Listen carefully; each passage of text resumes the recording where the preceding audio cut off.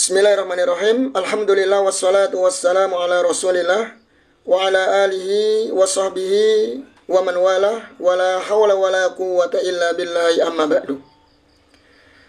Baik, teman-teman semuanya rahimani wa rahimakumullah.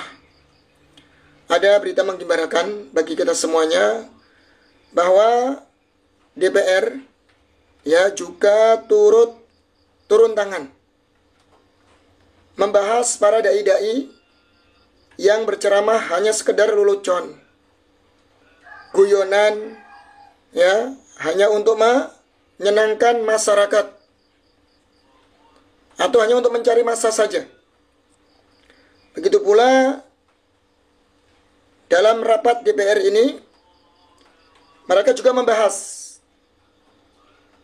dongeng-dongeng, doktrin khurafat yang disampaikan oleh para habaib, terutama Ba'lawi, yang mereka mengunggulkan leluhurnya, mengunggulkan kampung halamannya, juga turut dibahas. Jadi ini merupakan kabar yang menggembirakan, teman-teman. Supaya umat ini semakin cerdas, umat ini semakin bertambah wawasan keilmuannya, bukan hanya sekedar mendengarkan dongeng-dongeng khurafat atau hanya sekedar lelucon dalam mendengarkan dakwah. Baik, ini sungguh kita harapkan teman-teman di kabinet Pak Prabowo ini semoga semakin lebih baik lagi. Baik, sekarang kita akan dengarkan teman-teman dari penyampaian di rapat kabinet ini. Kembali lagi sebelahnya Kakek Maman. Assalamualaikum warahmatullahi wabarakatuh. Terima kasih Ketua dan seluruh pimpinan Komisi 8 dan anggota.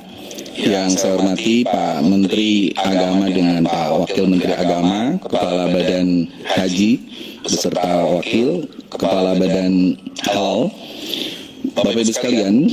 Yang terakhir Pak Menteri, saya ingin menegaskan kembali yang hari ini sedang viral. Habib Ahmad di bandara pesawat niku ngeten. Ahmad Asy-Syaggaf ora wali, pesawate rak balik. Subhanallah Pak, saksi ini kata Pak. Pesawat niku mundur Pak. Pesawat itu subhanallah mundur balik. Pilot ini bingung. Sedoyo niku sing bagian radar, bagian teng pundi niku lah mboten paham. Niku do bingung Pak. Niku do bingung Pak. Kementerian Agama harus lebih serius soal literasi keagamaan. Baik itu pegawai Kementerian Agama, baik itu adalah seluruh elemen di pendidikan keagamaan, perpustakaan masjid, dan terutama para dai. Saya tadi di media mengatakan bahwa sertifikasi dai itu menjadi sangat urgen hari ini. Jangan sampai ada seorang dai melakukan penghinaan terhadap seorang tukang ST. ST muncul kira masih yokono didol goblok dan lain sebagainya. Termasuk juga kita disuguhi oleh para dai yang hanya ngomong soal humor lah, candaan, tidak ada sama sekali referensi keagamaan berbasis referensi Quran, hadis atau nilai-nilai klasik seperti itu. Kamu ini katanya keluarganya Nabi, yang cinta kamu masuk surga. Lalu bagaimana yang cinta kalian itu orang nakal-nakal?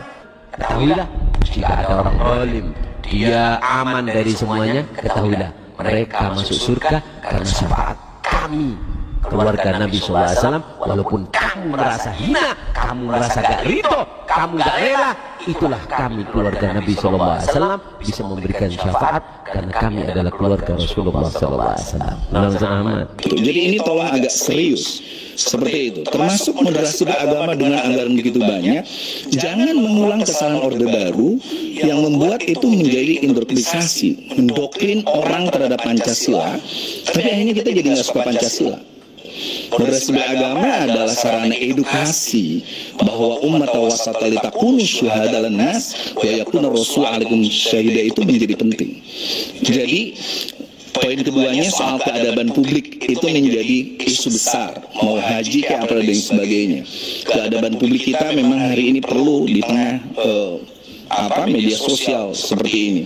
Oleh sebab itu, sekali lagi saya menginginkan anggaran ini disetujui, bahwa Pak nanti di tengah jalan ada sebenarnya forum untuk tambahan atau revisi anggaran. Tetapi persoalannya, apakah seluruh filosofi anggaran ini betul-betul untuk kesejahteraan rakyat, untuk peningkatan kualitas sumber daya manusia Indonesia dan lain sebagainya, sehingga ini semua bisa tercapai.